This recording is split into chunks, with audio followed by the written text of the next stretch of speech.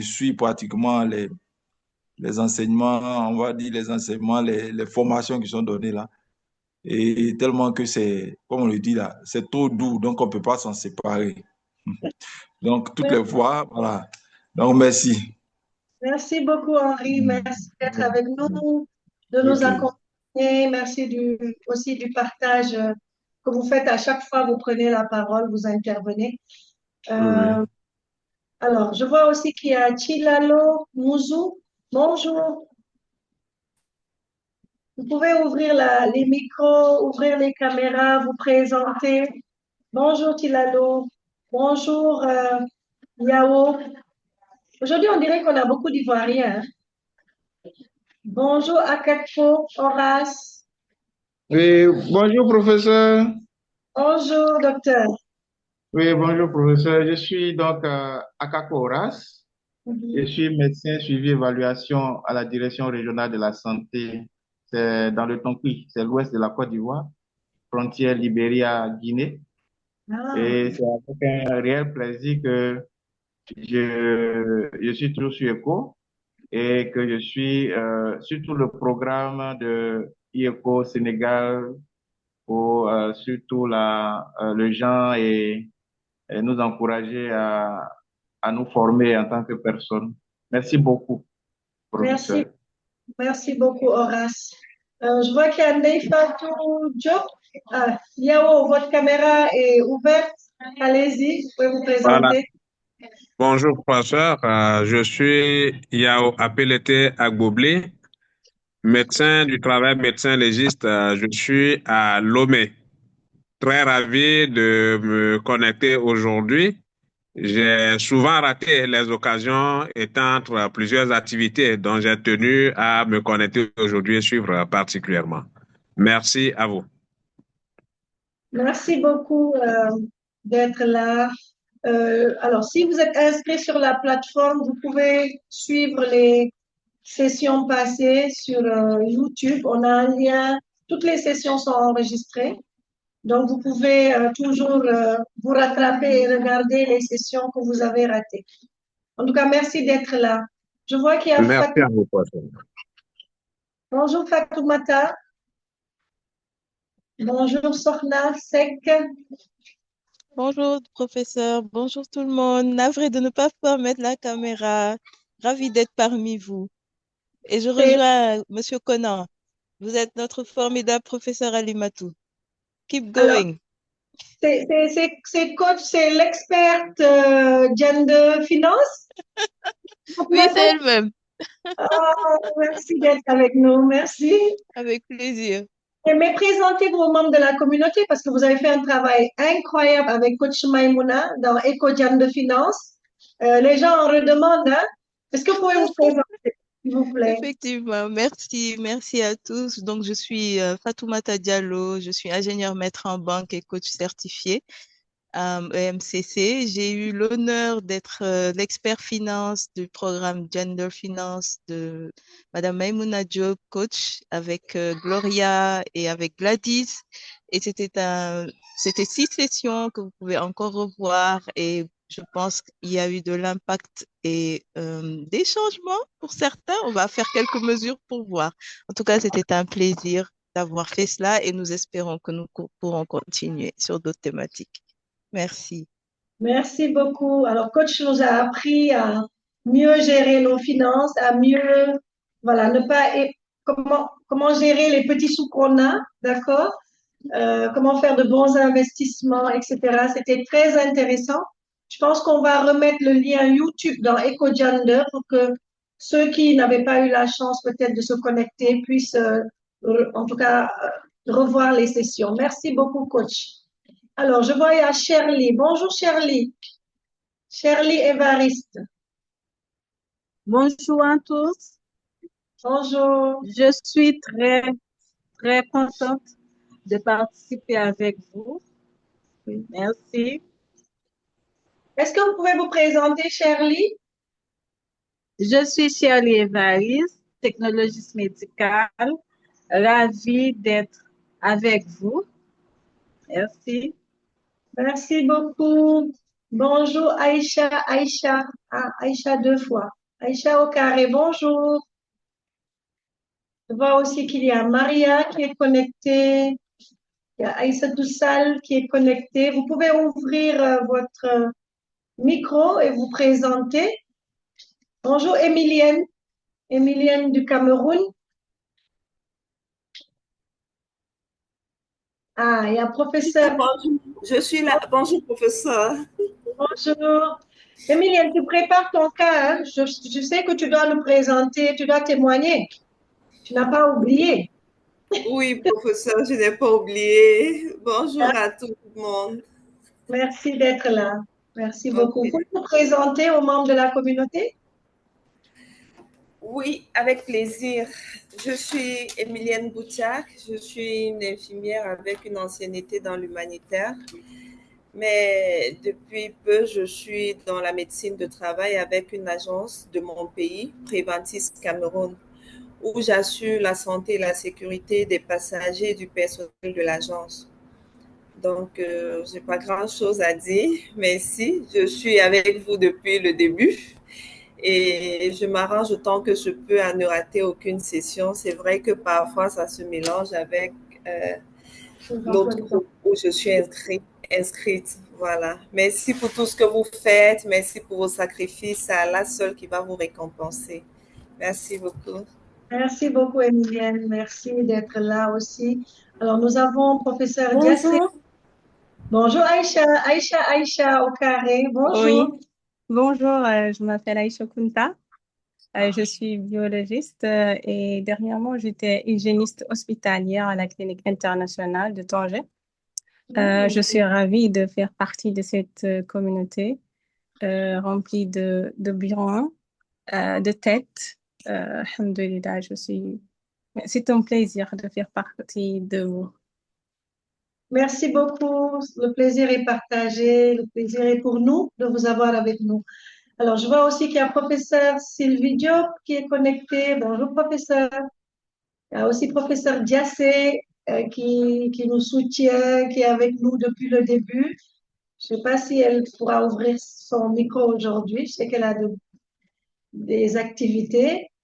Alors, bonjour, professeur Ali Matrou.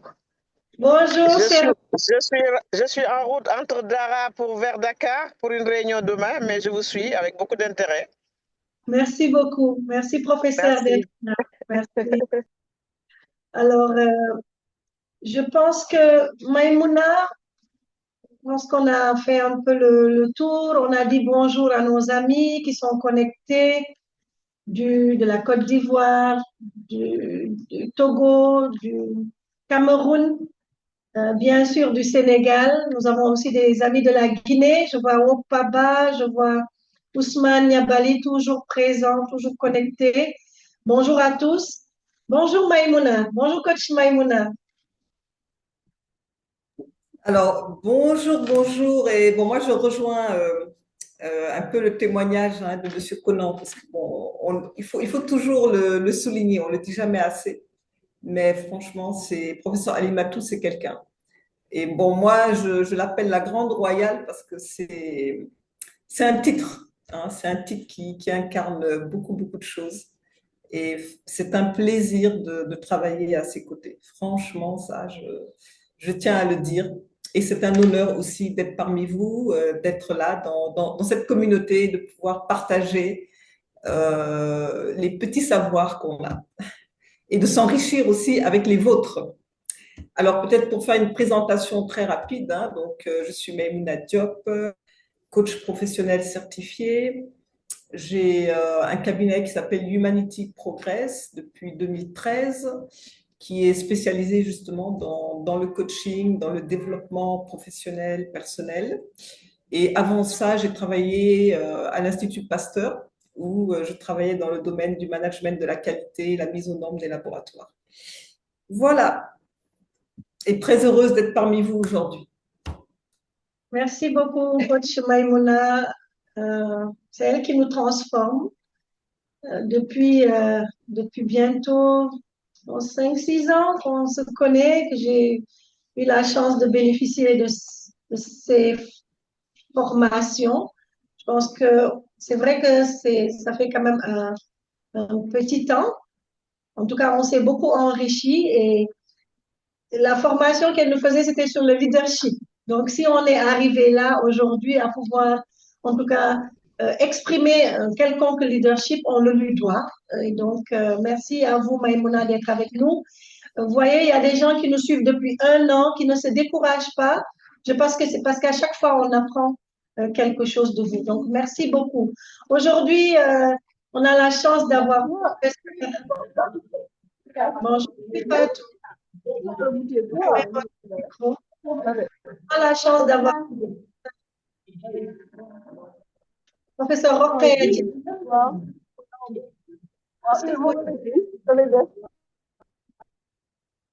Fatou, vous pouvez fermer votre micro. Voilà, merci. Donc, je vais donner la parole à professeur Rokhaya pour qu'elle se présente. Elle a accepté de nous rejoindre, de venir aujourd'hui partager un peu de son vécu, de son expérience sur une thématique très riche qu'on va présenter tout à l'heure. Professeur Rokhaya, je vous donne la parole pour que vous vous présentiez. Merci. On ne vous entend pas. Votre micro est fermé. Voilà. Bonjour, j'ai perdu la connexion entre-temps. Je suppose que la parole m'est donnée ou pas encore? Si, vous avez la parole, professeur. D'accord. Est-ce que c'est moi qui partage ma présentation ou bien ça sera fait? Non, tout à l'heure. Je voudrais juste que vous donniez la parole pour que vous vous présentiez avant qu'on ouvre voilà, la session de façon qu'on ne la commence. Juste un mot pour vous présenter aux membres de la communauté. D'accord. Merci beaucoup, professeur Alimatou. Je voudrais d'abord vous remercier de m'avoir convié pour partager avec vous les expériences que j'ai eues en matière de leadership. Et je remercie également toute la communauté ECHO et tous les organisateurs pour les efforts qui sont consentis pour nous permettre d'échanger et de nous enrichir les uns des autres. Donc, moi, je suis professeure Rokhaya Diagne. Je suis pharmacienne biologiste de formation. Et j'enseigne au niveau de l'UFR des sciences de la santé, la bactériologie et la virologie. Donc, dans ma présentation, je vais revenir sur cette partie. Et je travaille au Laboratoire national de santé publique également pour mes activités entre guillemets hospitalières. Et je suis directrice du Laboratoire national de santé publique. Et j'ai quelques activités également associatives. Donc, je suis présidente de l'Association sénégalaise pour la biosécurité et la biosûreté. Donc, voilà pour le moment, je pense que ma première diapositive va porter sur tout ça déjà. Merci. Merci beaucoup, professeur Rokhaya. Je vais demander à Seydina de nous partager le housekeeping. Pendant ce temps, je voudrais saluer professeur Koumba Touré Kane, que j'ai vu se connecter. Voilà, donc, est-ce que vous voyez notre écran? Oui, parfaitement. Bonjour à tous. Bonjour, cher maître, merci d'être là. Donc, aujourd'hui, nous allons parler de communication non violente avec notre invité spécial, professeur Rokhaya Diagne, qui est la directrice du Laboratoire national de santé publique de Thiès et présidente de l'Association sénégalaise pour la biosécurité et la biosûreté. Et nous sommes accompagnés, comme tous les jours, comme pour toutes les sessions, avec le coach Maïmouna Diop, qui est un coach certifié en développement personnel et professionnel. Diapo.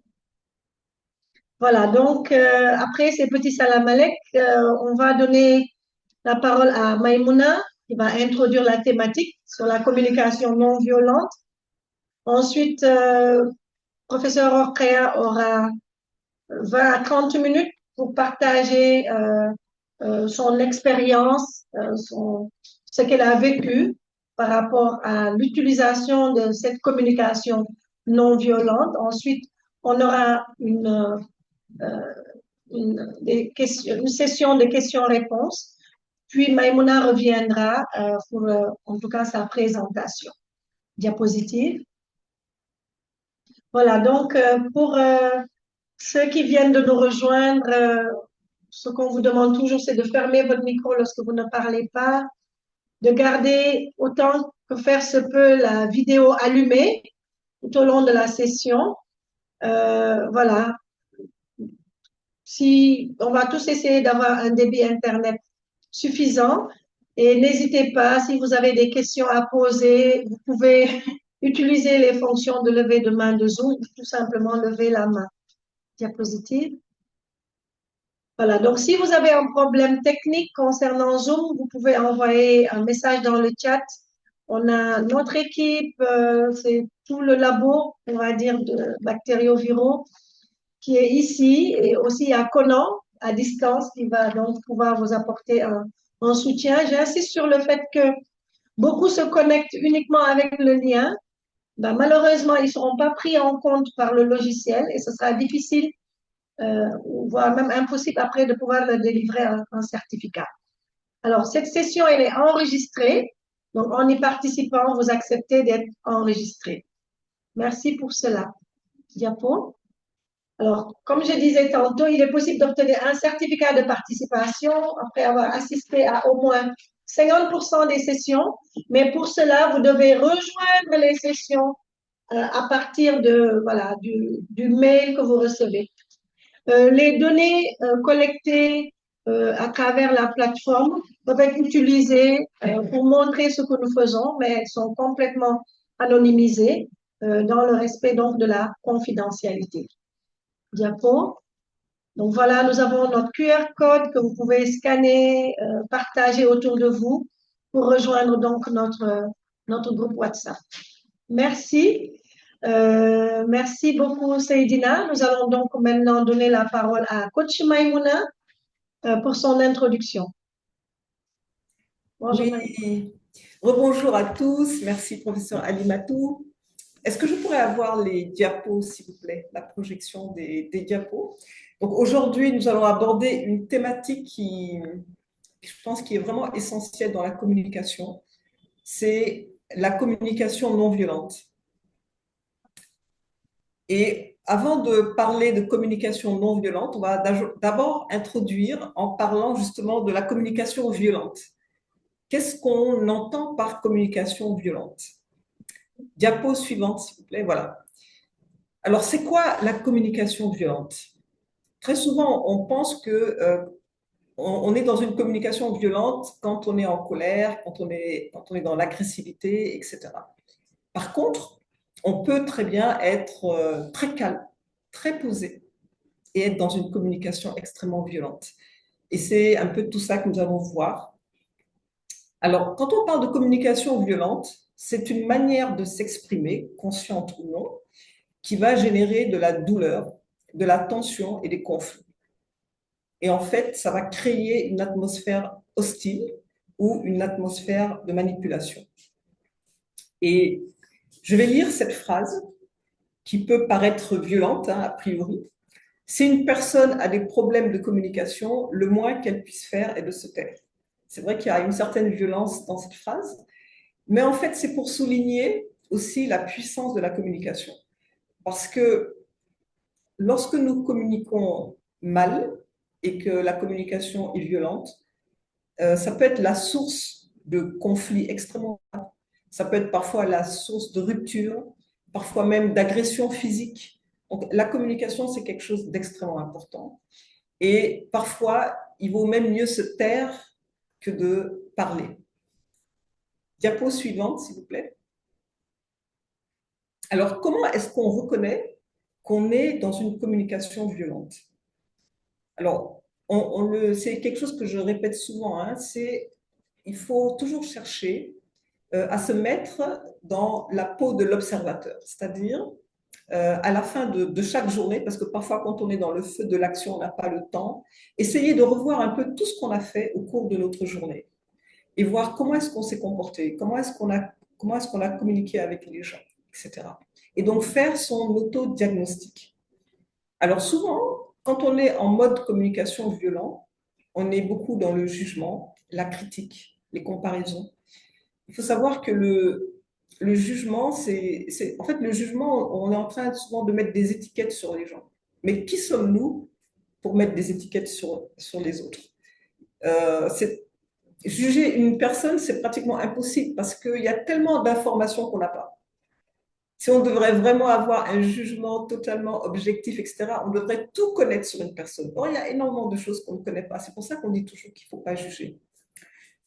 Il y a aussi le ton de la voix. Hein, quand on prend la parole, comment est-ce qu'on parle, notre langage corporel, le choix des mots.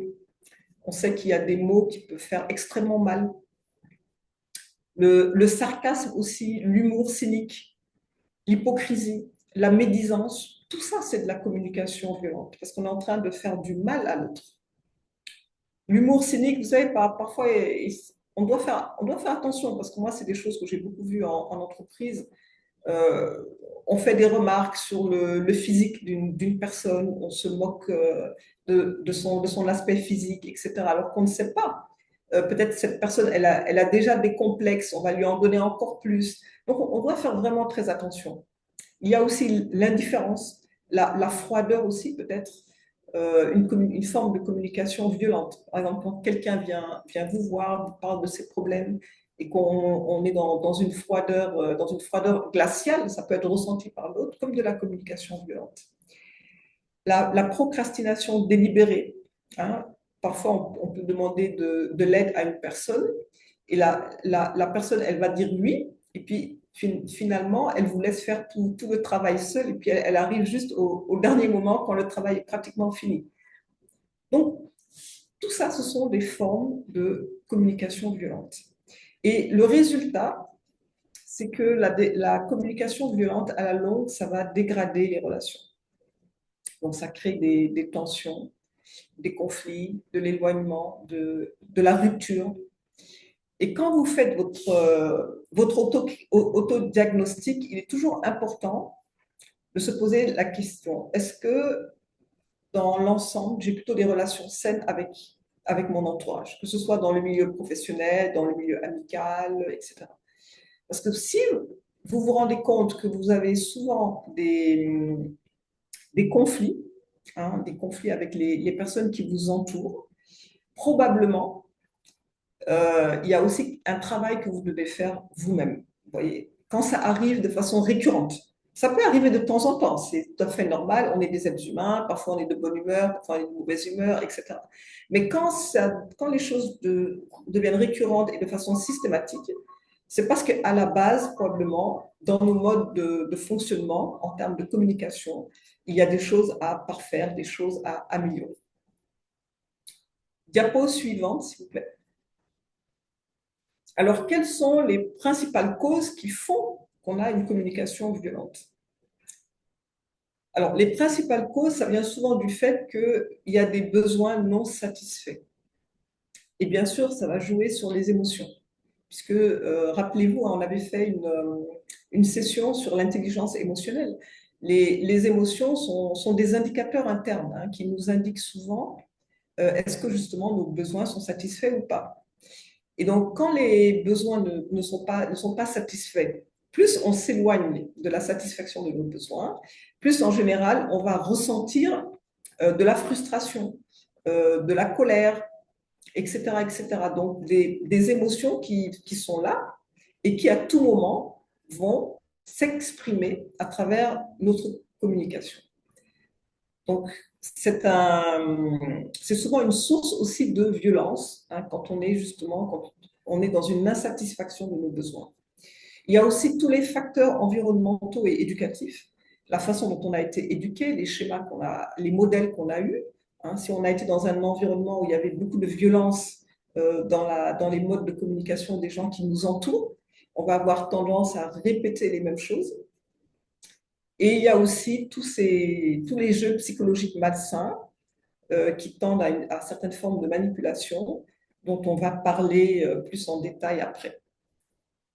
Donc voilà ce que je voulais dire pour introduire la communication non violente. Donc on a d'abord parlé de la communication violente pour expliquer ce on entend par la communication violente. Et ensuite, dans la deuxième partie, on va aborder la communication non violente. Donc sans tarder, je vais redonner la parole à professeur Alimatou pour le cas témoin. Merci. Merci beaucoup, Maïmouna, pour cette introduction vraiment très, très intéressante, hein, parce que finalement, la violence, c'est pas seulement dans le démonstratif, ça peut être aussi dans le silence. Et comme tu l'as si bien dit, une communication violente, quelle qu'elle soit, quel que soit son type, peut être source de conflit. Aujourd'hui, nous avons la chance d'avoir professeur Orfea, qui est directrice d'une structure qui va nous partager son expérience dans le domaine de la communication non violente. Professeur Orfea, je ne vous vois plus. Je ne sais pas si on vous a perdu. Est-ce que vous m'entendez? Je pense qu'on l'a perdu. Oui, oui, non, non, je suis là. D'accord. Donc, on va maintenant vous donner la parole. Si vous souhaitez, on va partager les diapositives pour vous. Je suis en train de remettre la caméra, mais je n'y arrive pas. Voilà. C'est pas grave. Est-ce que vous avez quand même les diapositives? Oui, les diapositives, j'avais déjà. Voilà, la caméra est là. J'ai déjà envoyé. Voilà, c'est ça. Est-ce que vous les voyez? C'est bon? Vous voyez les diapos? Oui, oui, je les vois. Voilà, donc professeur, vous avez la parole. Et merci encore vraiment d'avoir accepté de venir. Je sais que vous aviez une semaine plus que chargée.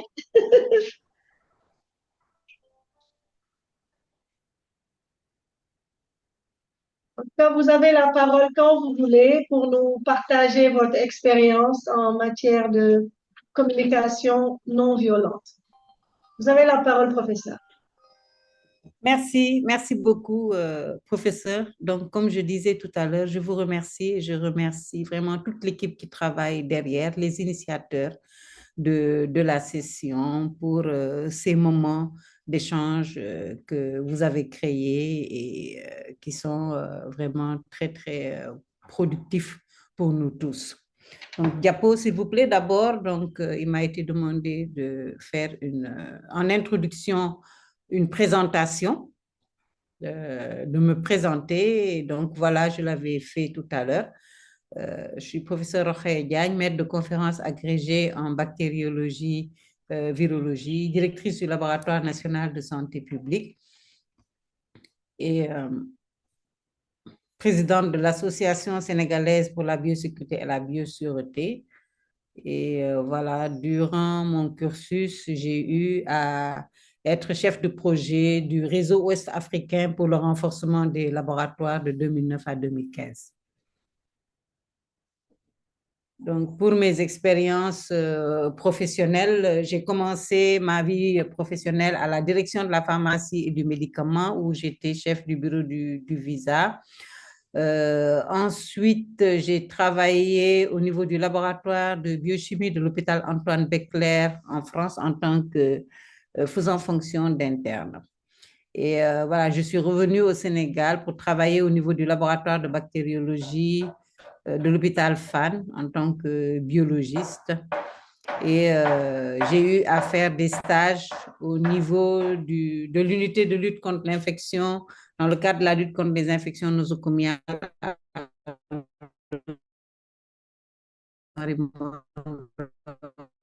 de Paris, mais également Health Hospital également, j'ai eu à faire un stage là-bas. Et donc, ces expériences m'ont donné l'occasion de rencontrer voilà, plusieurs personnes, de rencontrer des leaders, d'être en contact avec des équipes et donc voilà, de pouvoir apprendre des comportements et des techniques de communication qui sont utilisées dans ces structures. Et là, je vais démarrer par les objectifs de la présentation. Donc, ça sera structuré comme suit.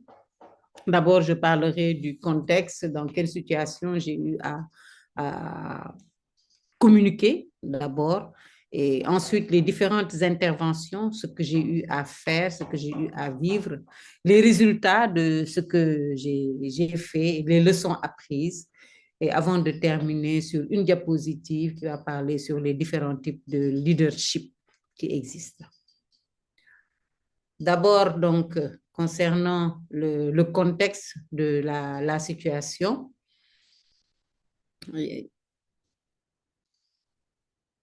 donc, d'abord, je voudrais dire que durant notre formation, malheureusement, nous n'avons pas beaucoup d'occasions pour s'exprimer. D'une manière générale, on vient, on prend les leçons, après, on va s'enfermer pour les étudier, et puis après, voilà, à l'examen, il faut ressortir ce qu'on a. Je pense que contrairement aux médecins qui ont parfois l'occasion de faire des présentations de malades et tout, nous avons quand même, durant notre cursus, peut-être que ça a changé maintenant, mais nous avions très peu d'occasions pour communiquer. Et donc, au moment quand on rentre dans la vie professionnelle, là, on est voilà, dans la situation est inconnue ou très peu connue, et il va falloir s'y mettre.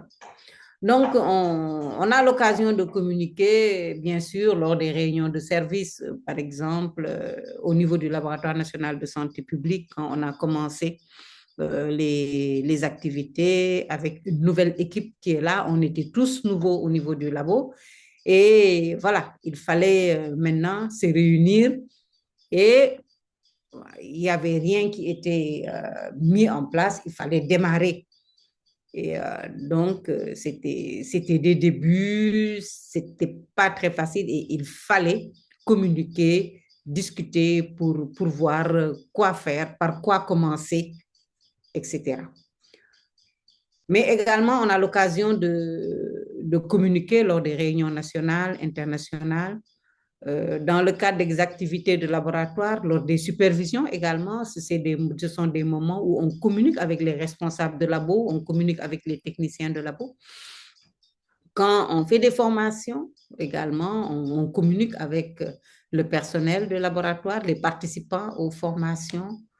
Et lors des enseignements à l'université, là également, on communique avec les étudiants. Et même tous les jours, de manière journalière, avec le personnel, avec les patients, tous les jours, nous sommes en contact et nous communiquons avec voilà, toutes ces personnes. Diapo, s'il vous plaît. Donc, les interventions et stratégies. Donc, je l'avais dit tout à l'heure, devant une situation dans laquelle on n'était pas très préparé. Donc, dès qu'on rentre dans le monde professionnel, il va falloir commencer à communiquer. Je me rappelle la première fois où je devais prendre la parole vraiment en public. C'était pas terrible du tout. Alors, je suis venue avec mon texte que j'ai appris par cœur et j'ai voulu tout réciter. Et donc, à un moment donné, j'ai perdu le fil et c'était un grand silence alors que tout le monde m'écoutait. Donc, voilà, la première fois, vraiment, ça, je ne l'oublierai jamais. C'était pas facile parce que, voilà, pas très bien préparé par rapport à la communication. Et au fil du temps, donc, on était dans une équipe, on a appris des autres, on a appris des aînés, on a appris de nos patrons. Et donc, finalement, petit à petit, donc, ça s'arrangeait. Il y avait des échanges avec d'autres responsables, des échanges avec des collègues qui sont dans la même situation. Par exemple, quand on préparait des communications, nous qui étions les novices, donc on discutait entre nous, on se corrigeait, on se répétait.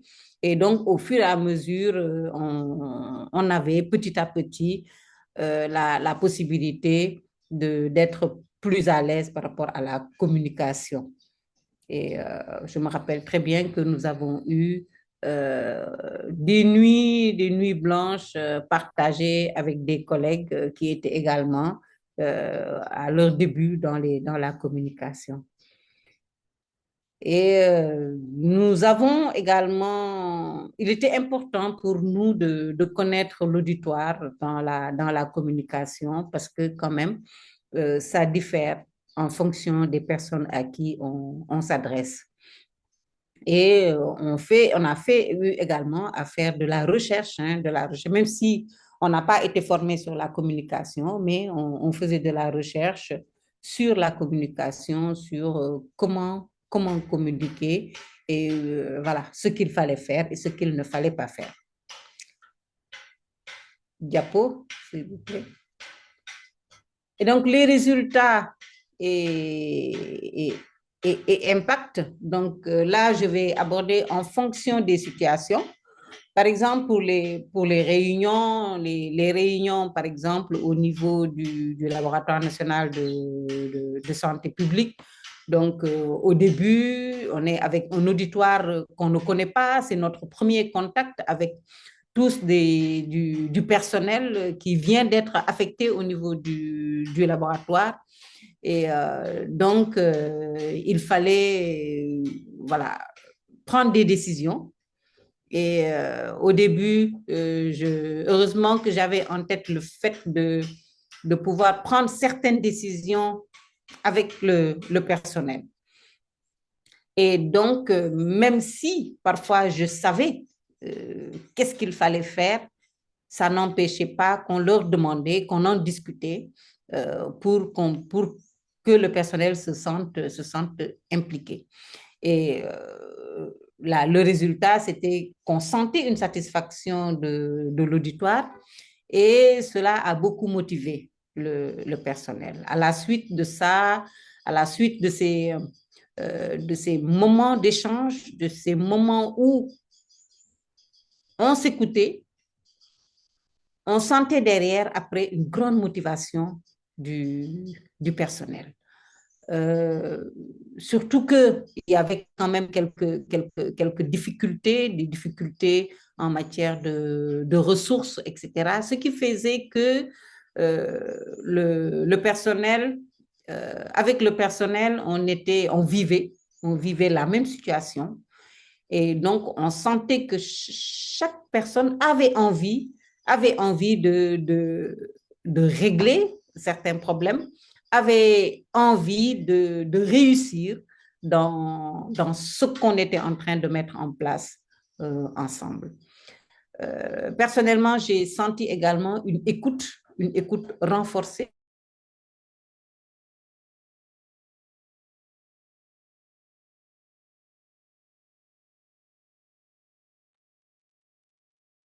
Docteur Rokhaya, on ne vous entend plus.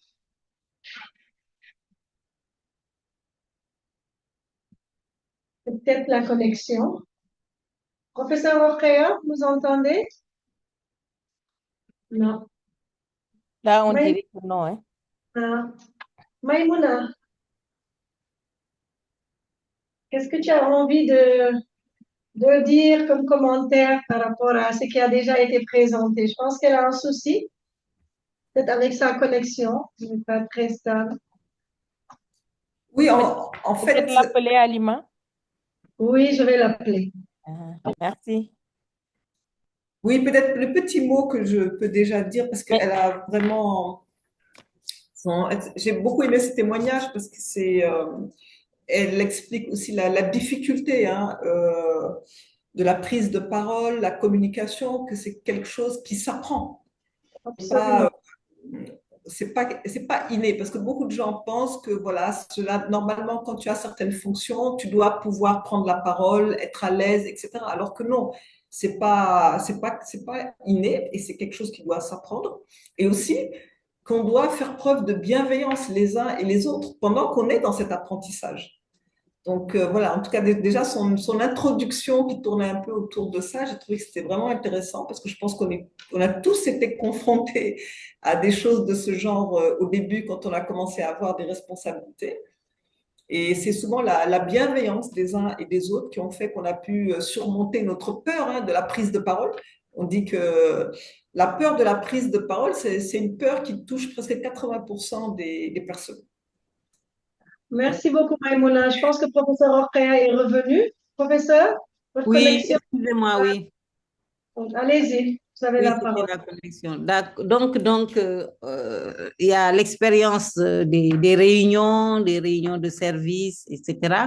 Mais il y a également l'expérience des formations, des formations qui sont organisées, soit au niveau en interne ou bien au niveau national. On a eu à faire beaucoup de formations dans le cadre du réseau des laboratoires et dans les activités de la direction des laboratoires.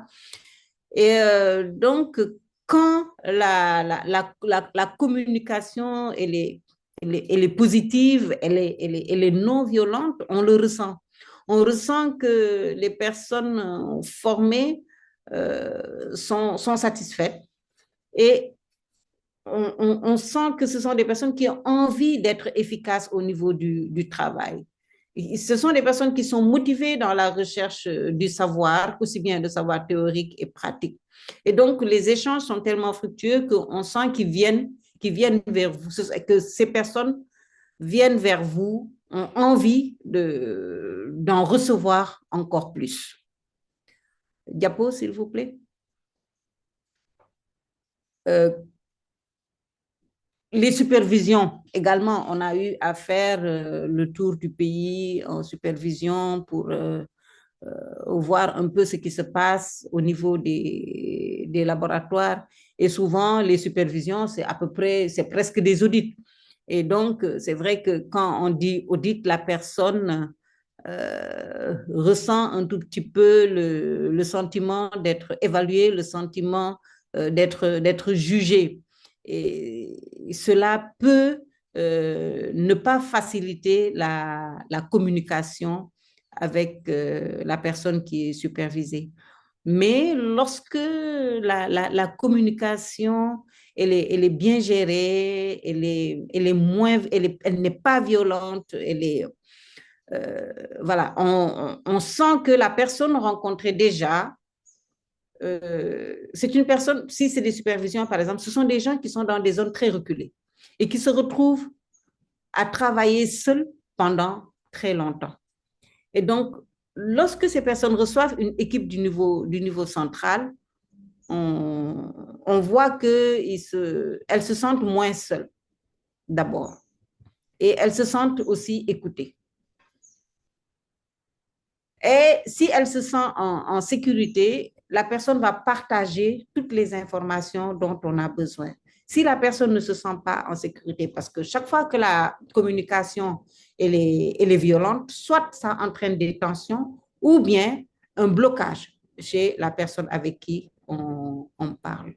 Et donc, l'expérience, moi, que j'ai eue avec ces cas de supervision où on était en contact avec des chefs de labo, des personnels de labo, c'est que quand on leur montre qu'on n'est pas là pour les juger, qu'on n'est pas là pour aller dire des choses qui ne sont pas vraies ou qui ne sont pas fondées sur leur travail, il y a une coopération. Il y a une coopération et cela facilite beaucoup le travail. Il y a des échanges et les deux parties, d'ailleurs, gagnent dans ces échanges-là. L'autre cas, c'est dans l'enseignement, parce que voilà, avec le contact avec les étudiants. Là également, c'est vrai que voilà, on pense que voilà, on est enseignant, on enseigne, voilà, on doit être dur. Voilà, c'est parfois le sentiment qu'on a, ou bien que parfois on voit des étudiants qui perturbent et tout, ce qui fait que parfois même on est dur parce que voilà, on est obligé parce que sinon il y en a, comme je dis, qui perturbent et tout. Mais d'une manière générale, lorsque l'information est donnée de manière calme, de manière sereine et avec facilité, avec douceur, on sent que l'étudiant est moins est moins tendu. L'étudiant est moins tendu. L'étudiant est parfois motivé dans la recherche du savoir. Ils vont demander encore plus et parfois même ils se sentent valorisés, ils se sentent respectés, ils se sentent encouragés quand dans la communication, par exemple, on leur dit que voilà, même s'ils sont en troisième année, vous allez être des médecins, vous allez recevoir un malade, vous allez faire ceci, ce qui fait qu'ils se sentent valorisés, ils voient l'avenir de manière positive et donc cela les motive et voilà, c'est quand même assez positif pour les étudiants. Diapo, s'il vous plaît. Maintenant, donc, les leçons apprises, j'en ai un peu parlé au cours dans le contexte et dans les activités qui sont menées. Ce que je retiens personnellement, c'est que la communication, elle doit être quand même préparée. On ne peut pas communiquer, en tout cas si c'est dans le cadre professionnel, peut-être que la communication en routine, les relations avec le personnel, là, c'est difficile, mais la communication formelle doit être préparée en fonction de l'auditoire. Il faut connaître son auditoire, connaître à peu près les attentes de l'auditoire pour savoir vraiment quelle stratégie adopter dans la communication. Et on essaye au maximum de rester calme et serein. Et le style de communication, donc, lorsque on reste calme et serein, on a un auditoire qui est également calme et serein. On va voir tout à l'heure dans ma conclusion, j'ai une citation que je vais proposer dans ce sens. Et valoriser aussi son auditeur, bon, autant que possible, hein, pas de manière artificielle ou hypocrite, mais valoriser son auditeur en fonction de la situation. Et on se met également à la place de l'auditoire. Quand on se met à la place de l'auditoire en général, on ne peut pas être violent. Être positif, c'est vrai que ce n'est pas toujours facile, surtout quand on quand on est dans des difficultés, quand on est devant des problèmes, etc. C'est difficile de dire, c'est facile à dire d'être positif, mais c'est plus difficile à faire. Et là, dans ce cas-là, c'est toujours le fait de rester serein et calme qui nous aide à rester positif. Avoir aussi de l'empathie, de la sympathie pour l'auditeur, c'est également la même chose que se mettre à la place de l'auditoire. Et c'est sûr que quand on a de l'empathie, de la sympathie pour son auditoire, on ne peut pas également avoir un comportement agressif.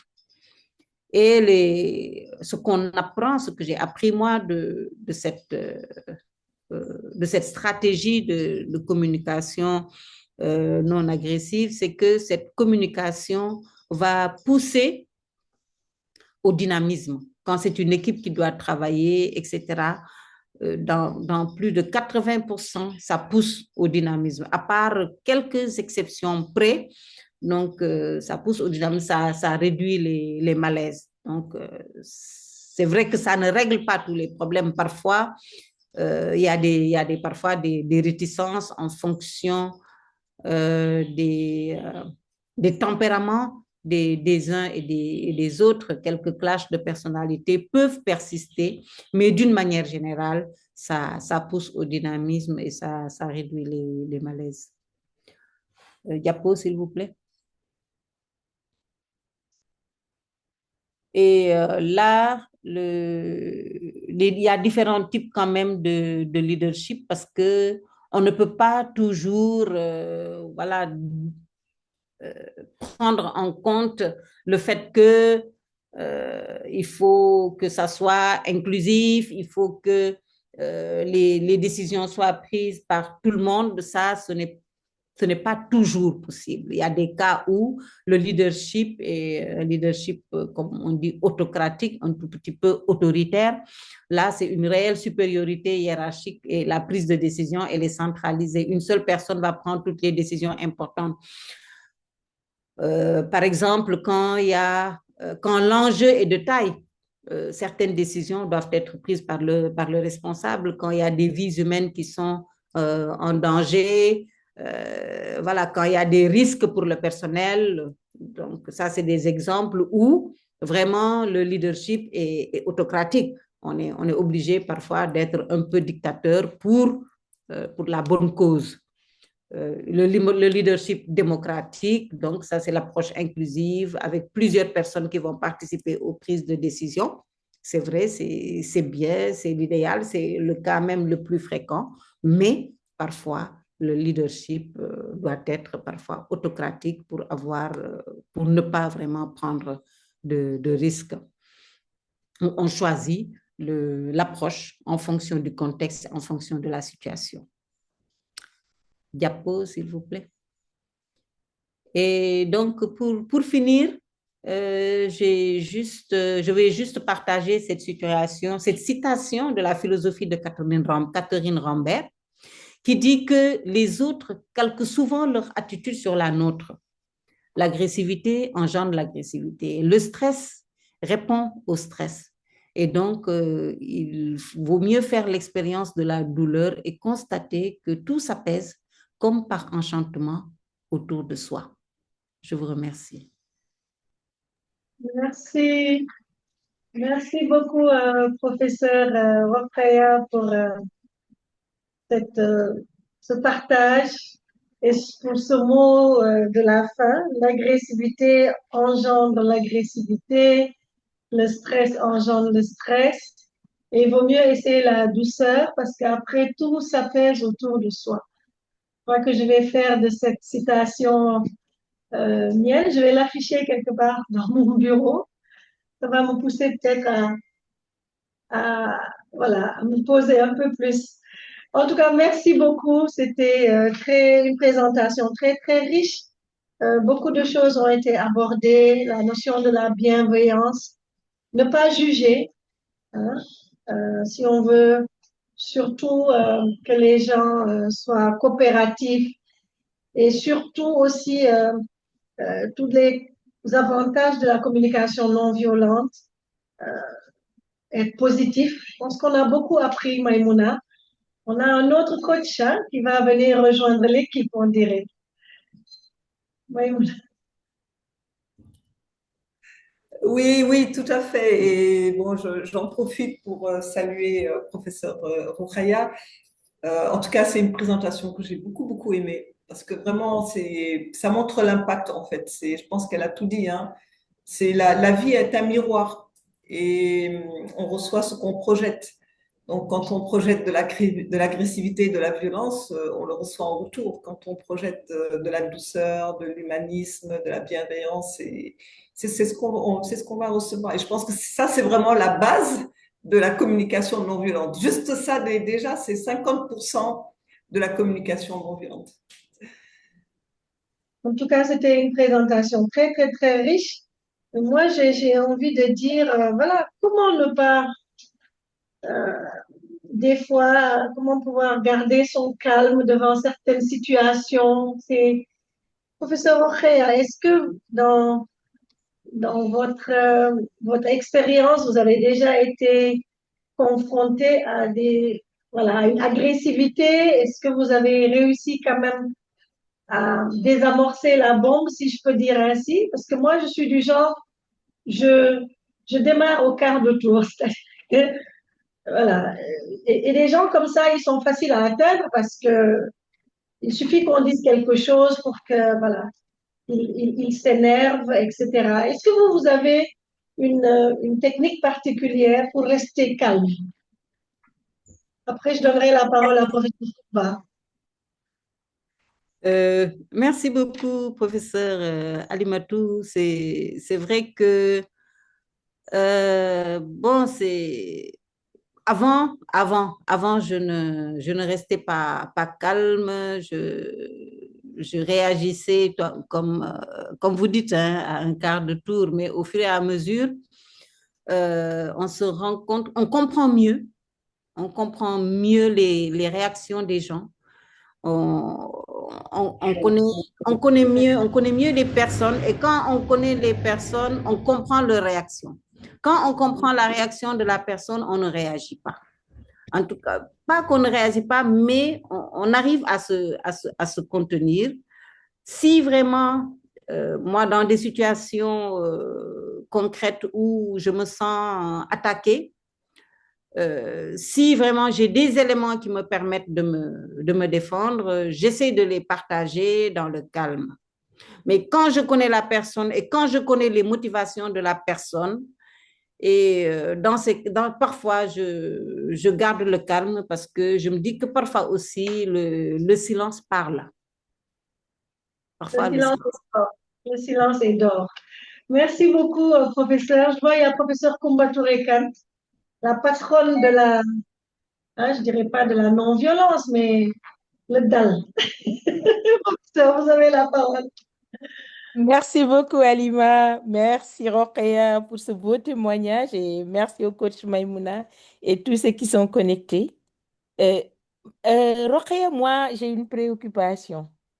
Avec cette attitude, comment vous gérez les sanctions? Parce que quand on gère une équipe, parfois, on doit sanctionner.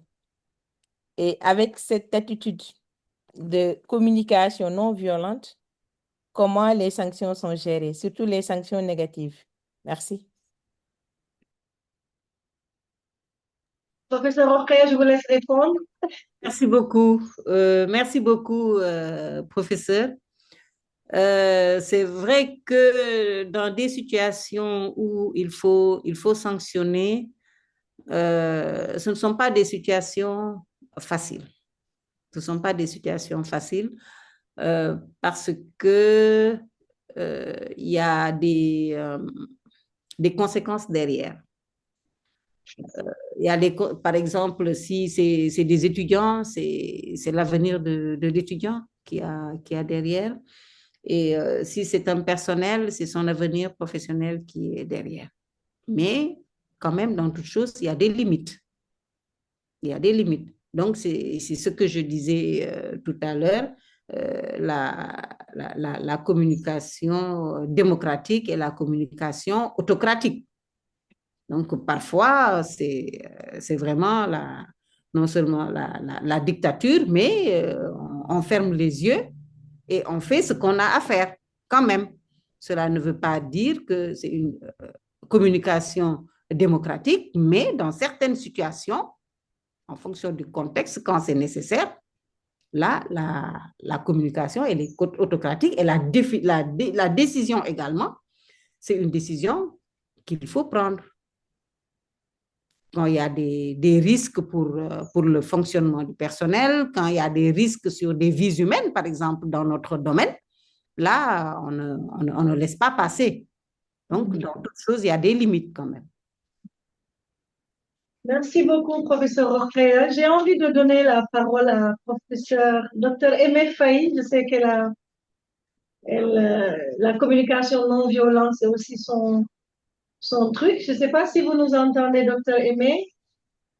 Est-ce que vous êtes en mesure de prendre la parole?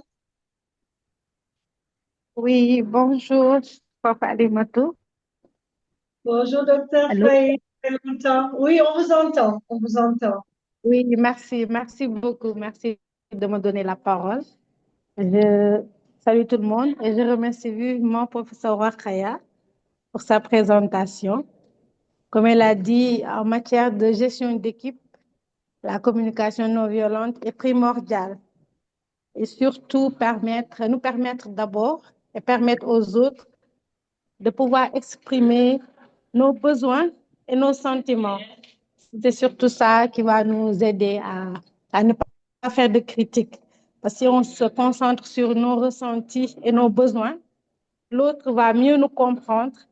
Et nous aussi, si on se concentre sur les besoins et les ressentis de l'autre, on sera plus dans l'empathie, plus que dans la critique. Donc, c'est un outil très, très important dans la gestion des équipes, comme elle a dit, des étudiants, des collaborateurs. Merci beaucoup. Merci Ce que je beaucoup. voulais apporter comme contribution. Merci beaucoup. Coach Fatmata, vous aviez levé la main. Oui, effectivement. Merci, professeur. Merci beaucoup pour les présentations et les témoignages. Alors, moi, je voulais juste apporter une contribution en tant que j'ai géré des équipes et l'une des choses les plus délicates, effectivement, c'était de sanctionner. Mais je pense que le fait de sanctionner n'est pas forcément fait avec une communication qui soit violente. Ce que je veux dire par là, c'est que quand on gère une équipe, on a des règles qu'il faut poser et que tout le monde doit être d'accord sur ces règles-là. Et aussi connaître les sanctions quand on outrepasse ces règles. Et une fois le cadre posé, quand quelqu'un contrevient à ce qui est prévu par la procédure, typiquement, la sanction doit s'appliquer en raison justement de cette procédure qui existe et du fait que tout le monde était d'accord que si ça arrive, c'est comme ça qu'on va le traiter. Maintenant, dans la manière de le faire, là, effectivement, en fonction des mots qu'on utilise, de la manière dont on fait les choses, on peut agir d'une façon qui soit non violente ou alors violente. En tout cas, c'est comme ça que je l'ai vécu en tant que moi-même manager. J'ai posé des cadres et quand il y avait effectivement une situation, la personne elle-même reconnaissait que c'était à sanctionner et elle acceptait plus facilement. Je n'étais pas dans un registre d'utiliser certains mots qui peuvent être quand même, qui peuvent heurter. Voilà, je pense que c'est cette nuance-là que je perçois et que je voulais apporter. Une communication violente, c'est par exemple de dire, moi, quand j'entre dans une pièce, tout le monde se terre, hein, je ne veux pas avoir une oreille qui dépasse. Pour moi, ça, c'est violent. Voilà. Merci beaucoup. Merci beaucoup, coach Fatmata. Rien qu'à entendre votre voix, on sent la douceur, on sait que c'est pas comme moi.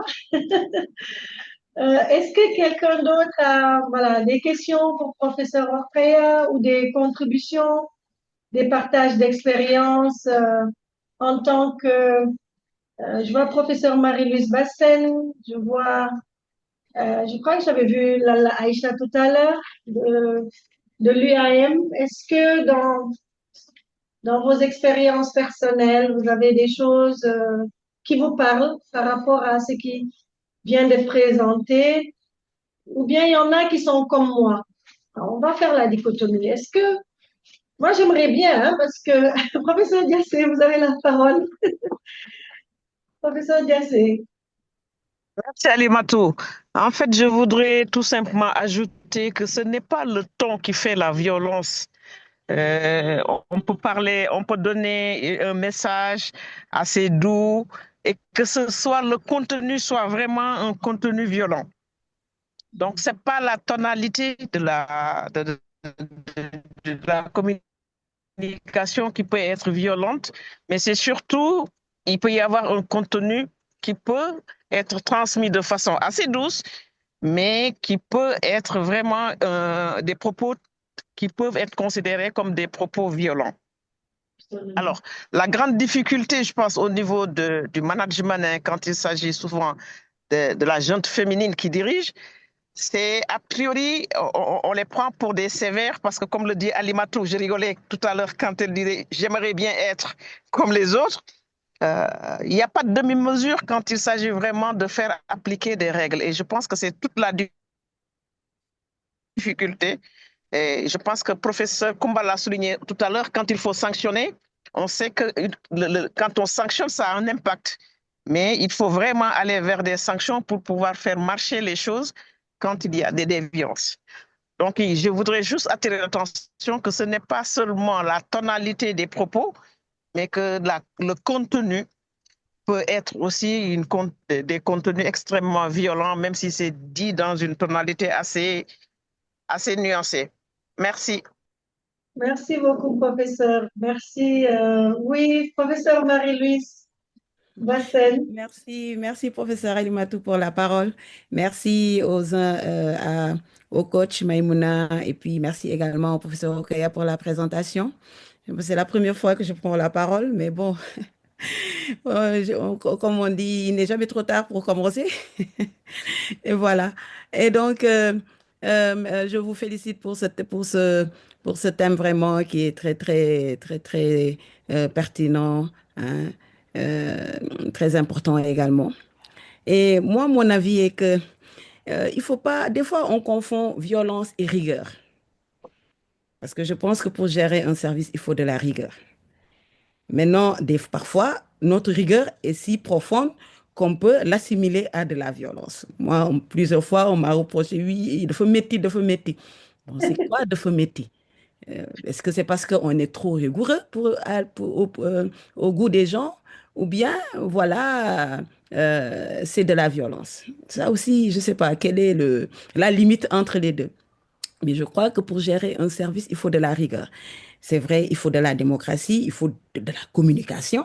Il faut communiquer, prendre compte, tenir compte de l'avis des uns et des autres, parce qu'on ne peut pas, on n'a pas le monopole de la connaissance. À soi seul, on ne peut pas gérer un service. Donc, on a besoin vraiment du soutien, hein, et que tout le monde se sente intéressé. Parce que si n'arrive pas à intéresser tout le monde, ça ne marchera pas. Donc, on n'a pas le choix de toute façon. Si on veut que ça marche, il va falloir tenir compte de l'avis des uns et des autres. C'est la seule façon de faire. Mais maintenant, tout est-il qu'il faut, dans tout ça, qu'il y ait un coaching qui soit rigoureux pour que les gens sachent que voilà, dans tout ça, il faut une organisation et il y a un code de conduite et que si on sort de ce code de conduite, il y a des sanctions qui doivent être faites. Voilà. Pour moi, c'est pas évident. Il y a pas une façon vraiment standard de se conduire. Voilà, il faut savoir trouver un équilibre entre tout ça pour que ça puisse marcher. Voilà. Merci. Merci beaucoup, professeur Bassène. Ravi de vous avoir avec nous. Et merci pour ce partage. Ne pas confondre rigueur et violence. Je crois qu'on a beaucoup de choses très belles qui ont été dites ici. Certainement que Maïmouna va après nous dire ce qu'il en est. Je vois aussi Adjiratou Aïsatouba qui dit, est-ce que la violence, non, tu peux afficher? Est-ce que la violence de la communication ne dépend que de l'état d'âme de la personne qui écoute? Parfois, on peut interpréter différemment une communication. D'abord, professeur Rokhaya, qu'est-ce que vous pensez de ça? Elle nous dit, est-ce que la violence de la communication ne dépend pas de l'état d'âme de la personne qui écoute? C'est-à-dire qu'on peut dire quelque chose sans penser que c'était violent et que ça soit perçu de façon violente, si j'ai bien compris. Oui, c'est vrai que ce sont des situations malheureusement qui sont difficiles à gérer en fonction de la personne, en fonction de l'éducation, en fonction du milieu où la personne est, du milieu d'où elle vient. Un mot peut être banal, qui n'ait aucun sens, par exemple, quand vous le dites en France. Vous venez au Sénégal, vous dites ce mot, il devient une insulte. Ce sont des choses qui arrivent. Par exemple, je vais dire, moi, quand j'entends souvent les Français, même dans les formations, dans les réunions, disent non, non, non, mais ça, on s'en fout, par exemple. Et pourtant, moi, quand j'entends ça, je suis toujours choquée. Quand j'entends... Voilà. Et donc, ce sont des perceptions, malheureusement, que l'on ne peut pas, qui sont parfois difficiles à gérer. Mais donc, pour dire que effectivement, parfois, dans certaines situations, la violence de la communication peut dépendre de la personne qui perçoit, qui reçoit le message. Et là, c'est très difficile à gérer. Bon, c'est pour ça que je dis souvent, il faut connaître son auditoire. Quand on connaît son auditoire, on essaie un tout petit peu de prendre en compte certaines situations. Mais c'est vrai qu'il y a des personnes qui sont vraiment difficiles, hein, où il y a des personnes qui vraiment sont, je ne sais pas comment dire, quelle que soit la douceur que vous utilisez, on rencontre parfois des personnes qui sont là pour ne chercher que des problèmes. Ça, parfois, on rencontre ces genres de personnes-là et c'est vrai que ce sont des difficultés que l'on rencontre dans la communication. Merci. Merci beaucoup, professeur Orkaya. Maïmouna, désolée, je n'ai pas vu le temps passer tellement les échanges étaient intéressants. On va maintenant te donner la parole pour que tu reviennes un peu plus sur l'aspect plus pédagogique de cette session. Oui, merci, professeur Alimatou. Si on peut avoir les diapos, s'il vous plaît. Et bon, c'est vrai que même moi, je ne vois pas le temps passer, tellement c'est intéressant, enrichissant. J'en profite aussi pour faire un coucou à notre grande coach Fatoumata. C'était un honneur qu'elle soit là aussi aujourd'hui. Alors, diapo suivante, s'il vous plaît. Donc, on avait parlé de communication violente. Donc, maintenant, on va parler de communication non violente. Alors, la communication non violente, je pense que depuis le temps des temps, hein, toutes les cultures, tous les peuples ont mis en place des mécanismes justement pour essayer de communiquer dans la paix, la bienveillance, etc. Maintenant, c'est vrai que dans les temps modernes, il y a certaines personnes qui ont développé des approches qui sont très structurées. Et donc, il y a l'approche de Marshall Rosenberg, qui est une approche très connue, qu'on enseigne beaucoup dans les écoles de coaching, justement, sur la communication non violente. Mais je pense qu'il serait intéressant de faire des études aussi, de regarder dans les différentes cultures, etc., qu'est-ce que les gens ont mis en place pour justement préserver la paix dans la communication.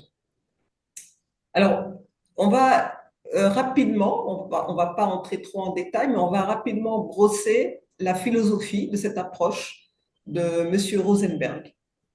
Alors, il parle de 4 grandes étapes. La première étape, il dit, il faut observer la situation sans jugement. Donc, là, on parle vraiment justement, et c'est bien parce que ça permet de rebondir sur ce qui a été dit avant, on parle de situation de tension. Hein, quand il y a une situation de tension, comment est-ce qu'on aborde ça? Donc, il dit observer sans jugement, donc décrire la situation de manière objective en se basant uniquement sur les faits. La deuxième étape, exprimer ses sentiments, assumer la responsabilité de ses émotions, de ses sentiments. Troisième étape, exprimer ses besoins, donc faire comprendre le lien entre l'émotion générée et le besoin non satisfait. Et la quatrième étape, c'est formuler sa demande de façon concrète, claire, réalisable et négociable. Alors, c'est vrai que là, on est dans la théorie. On va essayer de prendre un cas pratique pour voir comment ça fonctionne justement dans la pratique. On va prendre un cas professionnel. Diapo suivante, s'il vous plaît. Alors, on va analyser ce mode de communication. Donc là, on va prendre le cas justement d'un chef qui parle à son collaborateur. Et je vais vous demander après d'écrire dans le chat si vous considérez que c'est violent ou pas. Est-ce que vous considérez qu'on est dans un mode de communication normal ou est-ce que vous considérez qu'on est dans un mode de communication violent? Donc, le chef dit, tu es en retard, tu devais me rendre le dossier hier. Ton manque de rigueur m'énerve. À cause de toi, je ne pourrais pas finaliser le rapport définitif à transmettre à la direction. Je te fixe un dernier délai pour demain midi. Alors, vous pouvez écrire rapidement, on se donne quelques secondes, écrivez dans le chat. Alors, je vois trop violent, violent, violent, violent. Bon, je pense que tout le monde est d'accord que cette communication, elle est violente. Alors, juste pour que ce soit un peu interactif, est-ce qu'il y a quelqu'un qui voudrait dire comment il s'exprimerait dans ce cas de figure? Professeur Alimatou, si tu permets qu'on donne la parole à quelqu'un qui pourrait Oui, nous dire comment il s'exprimerait dans ce cas de figure. Donc, c'est un collaborateur qui n'a pas rendu, enfin, qui s'était engagé à rendre le dossier hier et qui l'a pas rendu. je pense qu'on peut interroger, hein. Il y a Anta, il y a Neibin Kandiaï, Voilà, tous donc ces je te laisse interroger une personne comme ça. On va prendre quelqu'un au hasard et qui va nous dire comment lui, dans ce cas de figure, quelle est la communication qu'il va utiliser. Comment il fera passer le message. Allez, Neibinta, je crois que ça doit être docteur Neibinta. Qu'est-ce qu'on pourrait dire en lieu et place de et en retard, tu devrais me rendre le dossier. J'ai vu aussi Neikumba dire qui veut bien prendre la parole, Neikumba ou docteur Neibinta? Oui, Neikumba, vas-y, Madame Diaye. Qu'est-ce que tu aurais dit à ma Bonjour tout place? le monde. Que ça, c'est plus mon style. Et je vais d'ailleurs emprunter vos mots. Oui, Tout vas-y. d'abord, je remercie les panélistes. Je remercie pour le témoignage fait par le docteur Rokhaya. Merci vraiment. Nous avons beaucoup appris. Par rapport à cette situation, moi, je dirais, je n'ai toujours pas reçu mon dossier. Qu'est-ce qui bloque?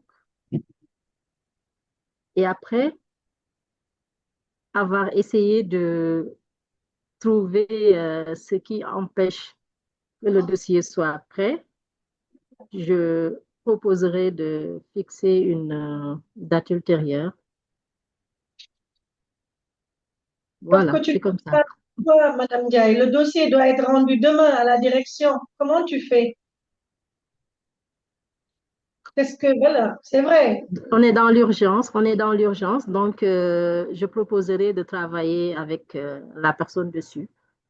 Je me proposerai de travailler avec la personne dessus pour le rendre disponible dans les délais. D'accord. Merci beaucoup. Il y a Émilienne aussi qui a la main levée. Bonjour Émilienne. Quelle Bonjour. Oui, le cas est un peu complexe et puis je sais pas, mais je pense qu'à un moment je vais péter les plombs. J'aurais envie d'aller tout doucement parce que moi aussi je suis sous pression. J'attends le dossier pour transmettre à la direction et je comptais sur la bonne volonté de mon collaborateur, de mon collègue pour le faire.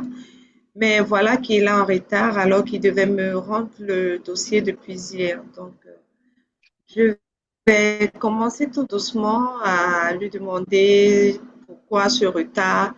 Parce que je suppose que c'est un autre retard de plus. Je vais lui demander pourquoi, quel est le problème,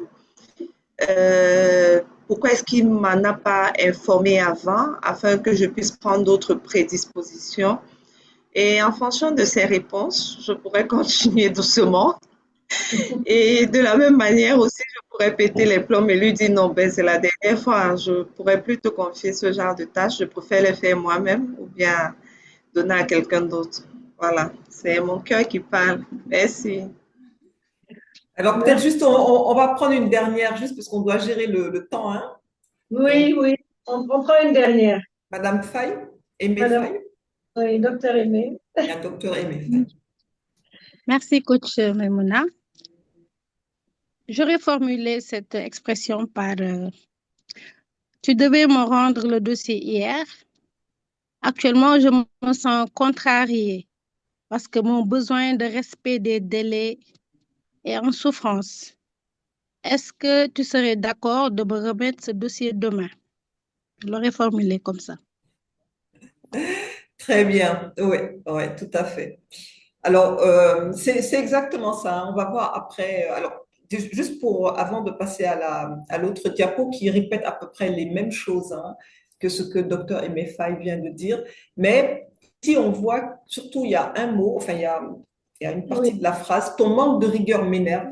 Oui, on est en train de mettre un jugement, on est en train d'émettre un jugement de valeur sur la personne. Et ça, c'est vraiment quelque chose à ne jamais faire, parce que là, on met une étiquette sur la personne. Et en plus, on transfère la responsabilité aussi sur l'autre. Hein. Donc, on va voir la diapo suivante, s'il vous plaît. Donc, si on respecte les différentes étapes telles que décrites par M. Marshall dans la communication non violente, donc c'est à peu près exactement ce que Dr Faye a dit. Donc, on va d'abord faire l'observation. Je n'ai pas encore reçu le dossier que tu devais m'envoyer hier, donc on se base uniquement sur les faits. Ensuite, on va dire, je suis énervée parce que j'avais prévu de finaliser le dossier aujourd'hui et le transmettre à la direction. Donc, on fait le lien entre le sentiment dans lequel on est et notre besoin, et on assume l'entière responsabilité de nos sentiments. Et ensuite, on va faire une demande claire et précise. Je voudrais que tu respectes les échéances qu'on se fixe, et je te propose une nouvelle échéance pour demain midi. Est-ce réalisable? Et on va voir avec la personne si c'est réalisable ou pas. Il ne faut pas oublier qu'il y a une différence entre une demande et un ordre, hein, parce que parfois, on ne fait pas toujours trop bien la distinction. C'est-à-dire, parfois, on fait une demande à quelqu'un, mais en fait, ce n'est pas vraiment une demande, c'est un ordre. Parce que dans une demande, il y a toujours un aspect que c'est négociable. Ça veut dire que quand on demande quelque chose, la personne peut dire non. Et elle a le droit de dire non. Par contre, quand on est dans un ordre, bon, normalement, il n'y a pas de non possible. Donc ça, c'est toujours quelque chose aussi qu'il faut bien avoir en tête. Diapo suivante, s'il vous plaît. Alors, les conditions nécessaires pour avoir une communication non violente. Maïmouna, excuse-moi. Oui. Est-ce que dans le cas présent, Seydina, tu peux revenir en arrière? Est-ce que là, c'est une demande ou c'est un ordre? C'est une demande. À partir du moment qu'on dit à la personne, est-ce réalisable? Ça veut dire qu'on lui laisse de la place pour nous dire si c'est possible ou pas. D'accord. Merci. C'est différent de dire, je veux le dossier demain matin dans mon bureau. Ça, c'est un ordre. Alors, les conditions nécessaires pour la communication non violente, moi, je dis toujours, la connaissance de soi, c'est vraiment la base de tout. La connaissance de soi, parce que ça permet de connaître ses besoins, ses limites. Et il faut savoir qu'il n'y a personne au monde qui ne peut mieux vous connaître que vous-même. Vous êtes la seule personne qui est vraiment qui est en capacité de vous connaître. Donc, connaître ses besoins. Et une fois qu'on commence à travailler sur la connaissance de soi, qu'on se connaît mieux, qu'on comprend quels sont ses réels besoins, quelles sont ses limites aussi, alors on peut prendre sa vie en main et essayer de faire en sorte qu'on devienne une personne de plus en plus épanouie. On va travailler sur son bien-être et on va assumer la responsabilité de son bien-être et pas la transférer sur les autres. Il y a aussi la bienveillance et l'empathie. Ça, c'est vraiment ce côté humain, hein, de se dire que nous sommes un être humain, l'autre aussi est un être humain, donc se connecter à son humanité. Et déjà, comme l'a si bien dit tout à l'heure professeur Rokhaya, ça permet de construire un pont d'humain. On est en train, en fait, d'être en relation d'un humain à l'autre. Et juste ça crée déjà un sentiment de sécurité. L'authenticité et l'objectivité, être authentique, être objectif. Et aussi, savoir repérer et sortir des jeux psychologiques malsains. Donc ça aussi, c'est quelque chose qui est vraiment très important parce que souvent, ces jeux psychologiques malsains, on entre dedans de façon parfois inconsciente et on les subit sans même s'en rendre compte. Donc, je vais revenir tout à l'heure sur ces jeux psychologiques, mais je vais lire cette phrase de Thomas d'Azenbourg, qui est une phrase que je trouve très intéressante. Si nos besoins ne sont pas satisfaits, nous en attribuons la responsabilité aux autres en nous exprimant par des jugements, des critiques et des reproches. Et c'est pour ça, encore une fois, je dis la connaissance de soi est très importante et de prendre la responsabilité de son bien-être. Diapo suivante, s'il vous plaît. Alors, on va parler maintenant des jeux psychologiques malsains. Alors, apprendre déjà à décrypter qu'est-ce que c'est un jeu psychologique malsain. C'est un ensemble de transactions entre deux ou plusieurs personnes qui a comme conséquence un bénéfice négatif, fait de ressentiment, de malaise et d'émotions plutôt négatives. C'est souvent involontaire, inconscient et répétitif. Et le but, c'est d'obtenir des signes de reconnaissance ou des avantages. Alors, un de ces jeux psychologiques malsains les plus connus, diapo suivante s'il vous plaît, c'est le fameux triangle de Cartman, où on va être dans un jeu relationnel qui est totalement dysfonctionnel et où on va à la fois souvent assumer le rôle de persécuteur, de sauveur et de victime. Alors, la victime, c'est souvent la personne qui va fuir sa prise de responsabilité et se met en situation d'incapacité à résoudre ses problèmes. Le sauveur, c'est celui qui apporte une aide, mais c'est souvent une aide malsaine, parce qu'il faut savoir que toutes les aides ne sont pas toujours saines. Il apporte une aide malsaine parce que c'est souvent une aide narcissique, avec soit des intérêts cachés et souvent aussi en souhaitant avoir une emprise sur l'autre. Et le persécuteur, qui a souvent tendance à critiquer, culpabiliser, dévaloriser, créer de la tension. Alors, on va donner un exemple très concret. Comment est-ce qu'on peut voir ces jeux psychologiques se dérouler? Et je prends un cas qui arrive très souvent dans les entreprises. C'est souvent le cas lorsqu'il y a un nouveau venu qui intègre un service. Alors, lorsque le nouveau venu vient, encore une fois, c'est tout à fait normal qu'il soit aidé. Parce que quand on intègre un service nouveau, on a besoin d'être un peu accompagné, d'être aidé, parce qu'il faut qu'on s'intègre.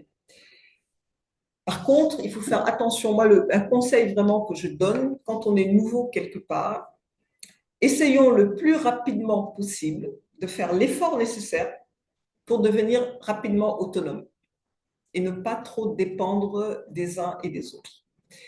Et en fait, donc, je reviens sur le cas de figure du jeu psychologique. Donc, on voit certains nouveaux qui arrivent donc dans un service et il y a un sauveur qui va apparaître. Et le sauveur va lui proposer une aide. Donc, il va commencer à l'aider pour lui faciliter le travail, etc. Et lui, s'il ne prend pas garde, donc il va rester dans une posture de victime. Il va faire aucun effort parce que c'est beaucoup plus facile pour lui de s'en remettre chaque fois à son sauveur. Sauf que le sauveur, au bout d'un moment, il va se transformer en victime. C'est-à-dire, le sauveur, il va commencer maintenant à demander de l'aide à sa victime en lui demandant de faire des choses pour lui, et parfois des choses qui n'ont rien à faire avec le travail. Par exemple, lui dire, voilà, je dois passer à la banque, je n'ai pas le temps, est-ce que tu peux aller m'encaisser le chèque?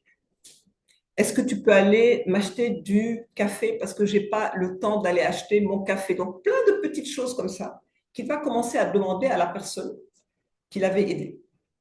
Et finalement, la victime maintenant devient le sauveur et donc on a une inversion de rôle.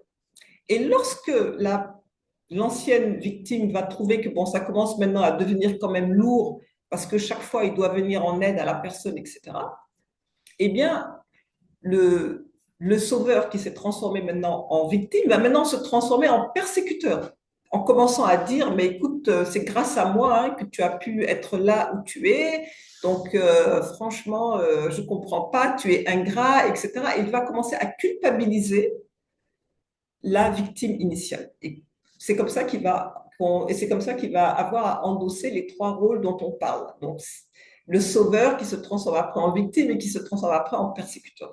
Et ça, c'est des choses qu'on voit beaucoup. En tout cas, moi, j'ai eu à voir pas mal de cas comme ça, surtout quand il y avait des nouveaux venus qui venaient travailler. Et souvent, on n'a pas conscience, ça se fait de façon totalement inconsciente, mais c'est des relations après qui génèrent souvent de la tension, des incompréhensions et qui peuvent même se transformer en conflit. Diapo suivante. Donc, pour sortir du fameux triangle de Cartman, déjà, il faut prendre conscience. Il faut prendre conscience qu'on est un peu dans ce genre de situation. Et puis ensuite, une fois qu'on a pris conscience, il faut commencer à établir des limites claires. Expliquer qu'est-ce qu'on peut faire, qu'est-ce qu'on ne peut pas faire.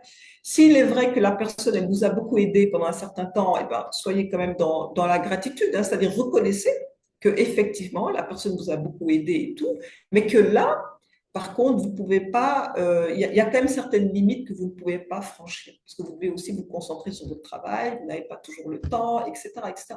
Donc, il faut avoir un langage clair avec la personne. Et essayez toujours de développer dans votre entourage des relations saines basées sur l'entraide dans l'autonomie. On est dans un monde, bien sûr, en tant qu'humains, on est tous reliés plus ou moins les uns aux autres. On doit s'entraider, c'est normal. Mais la meilleure aide qu'on peut offrir à une personne, c'est de l'aider à devenir autonome. Les aides qui vont construire de la dépendance, au bout d'un moment, ça va devenir très lourd. Donc, il faut essayer surtout d'apporter de la valeur ajoutée dans la vie des gens afin qu'ils deviennent autonomes et qu'ils puissent voler de leurs propres ailes, tout comme on le fait avec nos propres enfants, hein.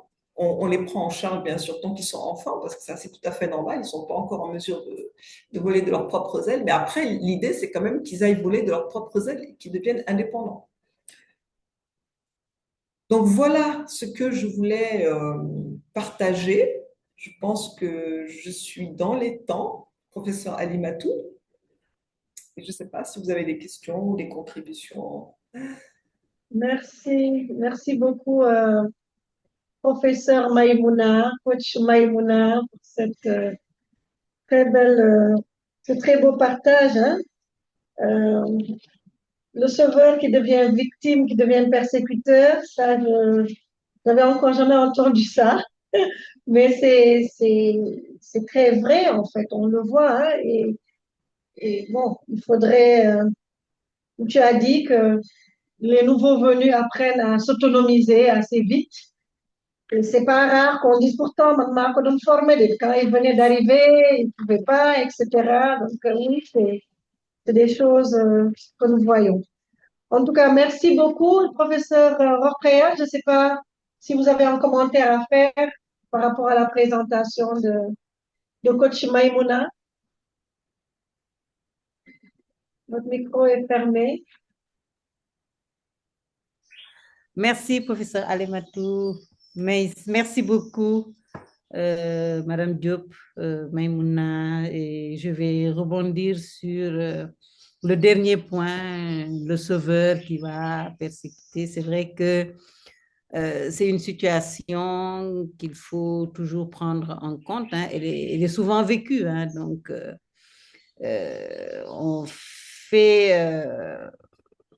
on vient d'arriver. On sait très bien que toute personne qui arrive dans une structure a besoin de s'adapter au contexte, quels que soient ses diplômes, quel que soit son niveau.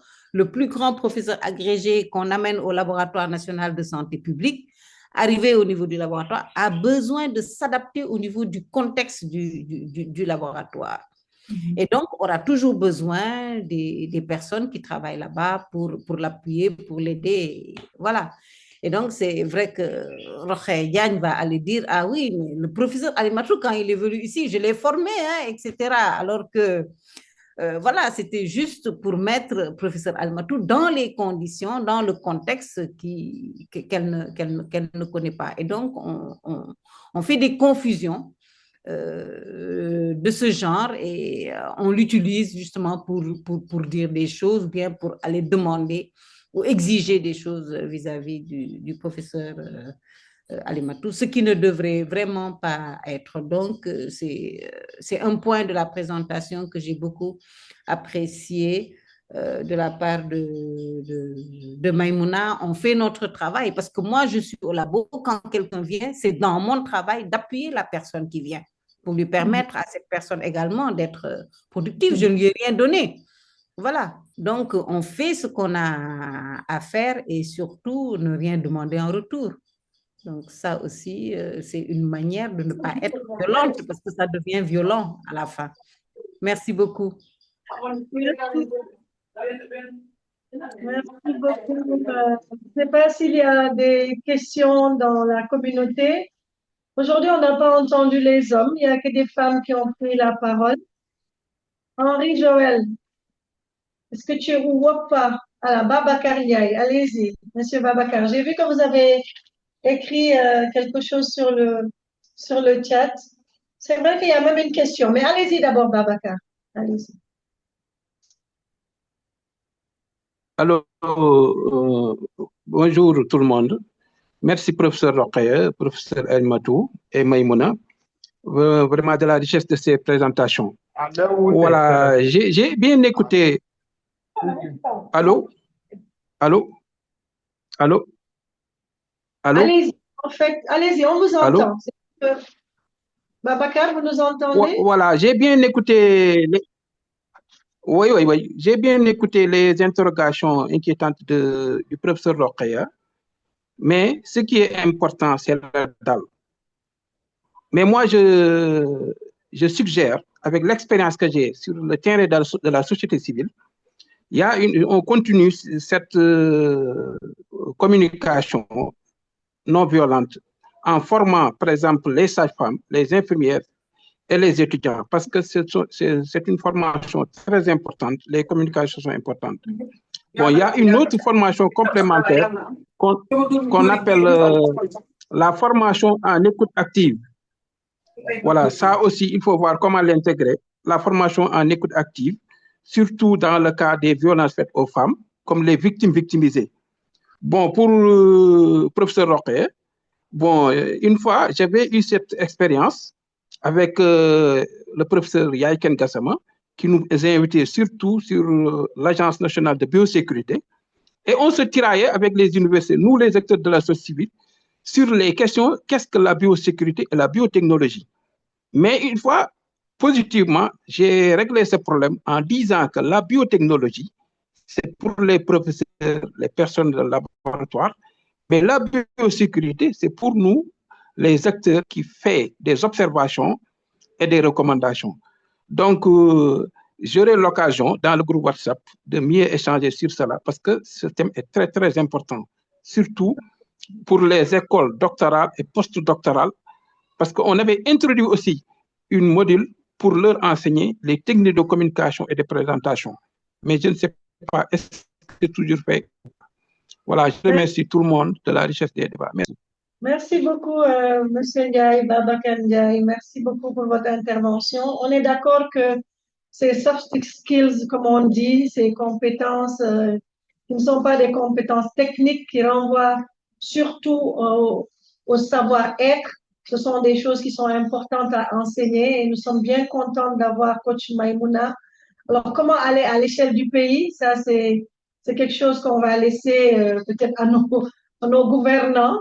Mais pour le moment, nous essayons, dans le cadre de notre petite communauté, de nous enrichir mutuellement. Merci beaucoup, en tout cas, pour votre intervention. Maïmouna, il y a une question. Moussa Sidibé qui dit, ma question est de savoir, est-ce qu'une bonne éducation n'est pas la clé de la réussite pour freiner la violence dans la communication? Je ne sais pas si tu... Voilà. Oui, non, tout à fait. Alors, je ne sais pas trop qu'est-ce qu'il entend par une bonne éducation.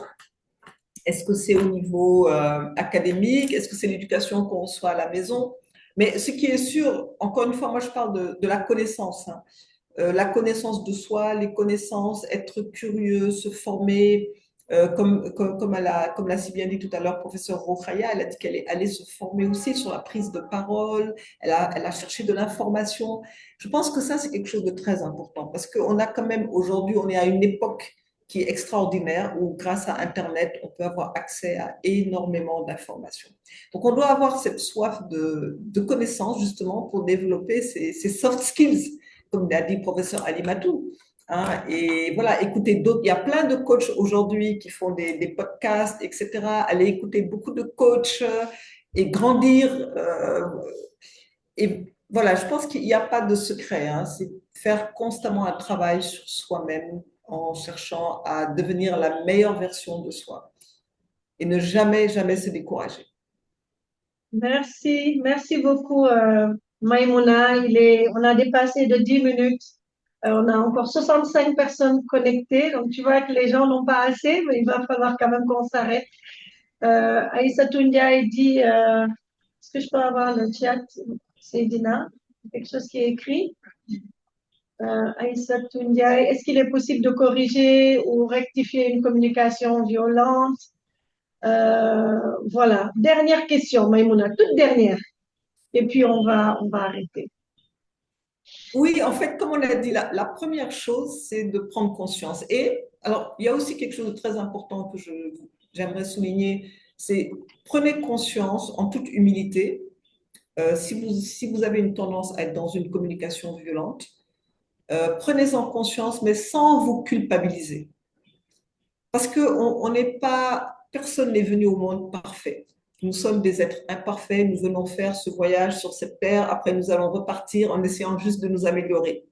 Donc, nous avons tous nos points forts, nous avons tous nos points faibles, nous avons tous nos qualités, nous avons tous nos défauts. Ne culpabilisons pas parce que nous avons des choses qu'on doit améliorer, c'est tout à fait normal. C'est juste prendre conscience. Et une fois qu'on a pris conscience, se dire, voilà, maintenant je vais essayer de faire un travail en conscience. C'est-à-dire que chaque fois que je sens que là, je suis dans une communication non violente, on vous a donné certains repères, et bien vous dites, là, non, il va falloir que je me rectifie. Et n'hésitez pas aussi, moi, ça m'est arrivé il y a à peine une semaine avec une personne très proche, je me suis rendu compte que j'avais tendance à être dans une communication violente. Je l'ai rappelé au téléphone, je me suis excusée, j'ai demandé pardon. Et voilà, j'ai essayé de revenir dans une communication beaucoup plus paisible et apaisée. Donc, c'est ça. La vie, c'est ça, hein. On est comme des petits enfants qui apprenons à marcher. Parfois, on tombe, il faut se relever. Soyons humbles et puis n'hésitons pas à essayer chaque fois de faire mieux, hein, et surtout de se remettre en cause, d'observer nos comportements et de toujours chercher à s'améliorer. Merci beaucoup, Maïmouna. Je pense que ça va être le mot de la fin. On a dépassé de beaucoup. Donc, on retiendra qu'il faut se connaître. Il faut être certes bienveillant avec soi-même, mais à partir du moment où on a identifié ce qui ne va pas, il faut se donner les moyens aussi de s'améliorer. Merci beaucoup, Coach Maïmouna. Merci beaucoup, Professeur Rokhaya. Merci à tous ceux qui sont connectés, tous ceux qui ont partagé dans le chat, qui apprécient ce que nous faisons. Je pense qu'on est là, on apprend les uns des autres. Professeur Rokhaya, vraiment, merci beaucoup encore une fois d'avoir pris de votre temps pour partager 1 heure et demie, 2 heures de temps avec nous. Merci à tous et on va dire dans 15 jours ou 3 semaines.